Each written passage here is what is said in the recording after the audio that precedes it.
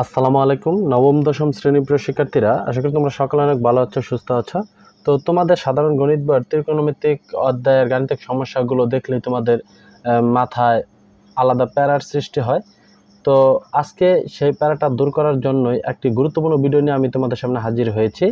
তা হলো, একটি ছন্দ দিয়ে আমরা ত্রিকোণমিতির অনেকগুলো সমস্যার সমাধান আমরা করতে পারবো খুব সহজে, যদি তোমরা এই একটি ছন্দ, আজকে যে ছন্দটি আমি তোমাদেরকে শেখাবো সেটা যদি মনে রাখতে পারো।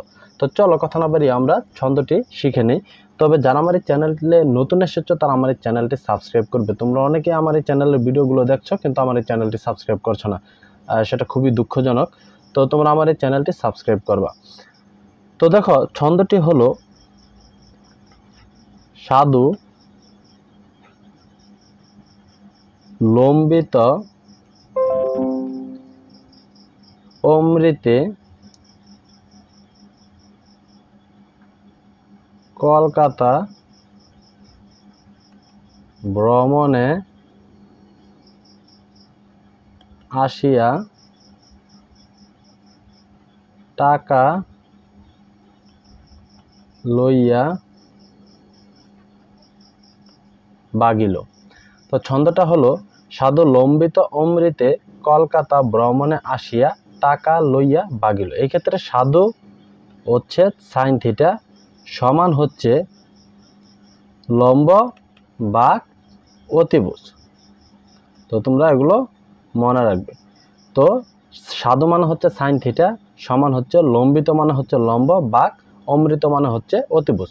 অর্থাৎ এগুলোকে তোমরা এইভাবে লিখবে খাতায় যে সাইন থিটা সমান হচ্ছে লম্ব বাঘ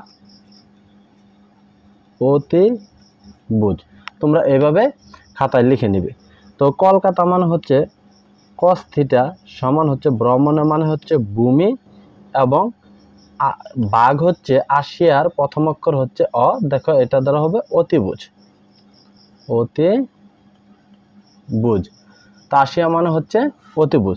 তাহলে টাকা মানে কি হবে? টাকা মানে হবে ট্যান থিটা সমান হচ্ছে লইয়ার প্রথম অক্ষর হচ্ছে ল, লতে হচ্ছে লম্ব, বাঘ হচ্ছে বাগিলোর প্রথম অক্ষর হচ্ছে ব, তার মানে হচ্ছে ভূমি। তো এই তিনটি সূত্র যদি তোমরা মনে রাখতে পারো তাহলে সকল ত্রিকোণমিতিক গাণিতিক সমস্যাতে কিন্তু তোমরা এটা প্রয়োগ করতে পারবা, বা অনেক গাণিতিক সমস্যা এরকম আছে যা তোমরা এই ছন্দ দিয়ে কিন্তু সমাধান করতে পারবা। তো প্রিয় শিক্ষার্থীরা, আশা করি ভিডিওটি তোমাদের কাছে অনেক ভালো লেগেছে। তোমরা অবশ্যই আমার এই চ্যানেলটি সাবস্ক্রাইব করবা এরকম আরো গুরুত্বপূর্ণ ভিডিও পেতে। ধন্যবাদ সবাইকে ভিডিওটি দেখার জন্য।